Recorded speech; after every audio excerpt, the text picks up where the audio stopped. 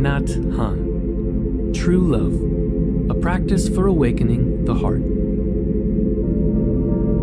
Learning to speak with love again. Associated with the practice of deep listening is the practice of loving speech. We must learn to speak with love again. This is a thing that can be done in a practice community where brothers and sisters practice loving speech every day. There are pacifists who can write protest letters of great condemnation, but who are incapable of writing a love letter. You have to write in such a way that the other person is receptive towards reading. You have to speak in such a way that the other person is receptive towards listening. If you do not, it is not worth the trouble to write or to speak. To write in such a way is to practice meditation. I remember a young man who came to us to practice. One day he was asked to write a letter to his mother, which was easy for him. On the other hand, it was impossible for him to write a letter to his father. His father had died, but he still suffered every time he thought of him. Just the idea of picking up a pen to write to his father already caused him a great deal of suffering. I proposed the following practice to him. For 1 week, he practiced mindful breathing, saying to himself, breathing in, I see myself as a child of 5. When one is a little boy of 5, one is very fragile and vulnerable.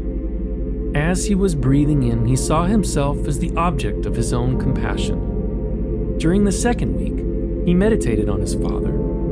Breathing in, I see my dad as a little child of 5. Breathing out, I smile at the little boy who was my dad. For a whole week, the young American practiced very faithfully and very enthusiastically. He put a photo of his father on the table, and every time he walked into the room and looked at it, he practiced mindful breathing. He had never imagined that his father could have been a child of 5. Suddenly, the young man acknowledged the presence of his father as a little boy. It was the first time that he realized that his father had suffered as a little boy, and suddenly he felt compassion. Finally, one evening he found it possible to write a first letter to his father. It transformed him completely, and now he has peace in his heart. Meditation is the practice of looking deeply into the nature of your suffering and your joy. Through the energy of mindfulness, through connection, looking deeply into the nature of our suffering makes it possible for us to see the deep cause of that suffering. If you can keep mindfulness and concentration alive, then looking deeply will reveal to you the true nature of your pain, and freedom will arise as a result of your sustaining a deep into the nature of your pain. Solidity, freedom, calm, and joy are the fruits of meditation.